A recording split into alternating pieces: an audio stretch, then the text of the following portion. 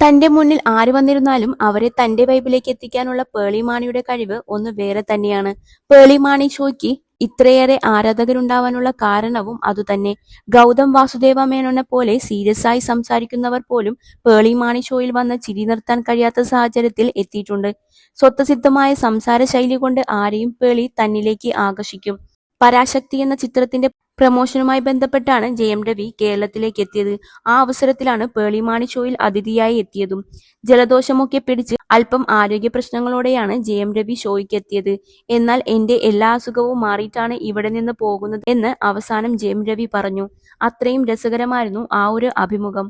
Cinema വിശേഷങ്ങളും സ്വകാര്യ ജീവിതത്തിലെ വിശേഷങ്ങളുമെല്ലാം രസകരമായിട്ടാണ് പേളി ചോദിക്കുന്നത്. രവി മൂക്ക് ചീറ്റുന്നത് പോലും റെക്കോർഡ് ചെയ്ത് ഇടാനൊരുങ്ങി നിന്ന പേളി ഒരു ഘട്ടത്തിൽ ശ്രീനിയോട് ജയം രവി ചോദിക്കുന്നുണ്ട്, എങ്ങനെ സാധിക്കുന്നു ബ്രോ, നിങ്ങൾ ശരിക്കും ഗ്രേറ്റ് ആണ് എന്ന്. ദൈവമേ എന്ന് വിളിച്ചു പോകുന്ന അവസരവും ഉണ്ടായിട്ടുണ്ട്. ജയം രവി അഭിനയിച്ച മിരുതൻ ഒരു സോംബി ചിത്രമാണെന്ന് പറഞ്ഞപ്പോഴാണ് താനും ഒരു സോംബി ചിത്രത്തിൽ അഭിനയിച്ചതായി പേളി പറഞ്ഞത്.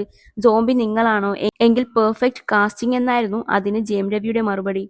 പേളിയുടെ ചോദ്യങ്ങൾ അത്രയേറെ ആസ്വദിക്കുന്ന ജയം രവിയും അതിനനുസരിച്ച് ചില മറുപടി നൽകുന്നത് കാഴ്ചക്കാരെ ചിരിപ്പിക്കുന്നു. വിചിത്രമായ വിശ്വാസങ്ങളെക്കുറിച്ച് ചോദിച്ചപ്പോൾ ചെറുപ്പത്തിൽ ഒരു സുഹൃത്ത് എന്നോട് പറഞ്ഞു, എല്ലാ ഞായറാഴ്ചയും ചുവന്ന വേഷം ധരിക്കണമെന്ന്. അപ്പോൾ ഷൂട്ടുള്ള ഞായറാഴ്ചകളിൽ എന്തു ചെയ്യുമെന്ന് ചോദിച്ചപ്പോൾ അടിവസ്ത്രമായിട്ടാണെങ്കിലും ചുവപ്പ് ധരിക്കുമെന്നായിരുന്നു ജയം രവിയുടെ മറുപടി. അഭിമുഖത്തിന്റെ അവസാനം താൻ ഇത് വളരെ ആസ്വദിച്ചു എന്ന് രവി മോഹൻ എന്ന ജയം രവി പറയുന്നുണ്ട്.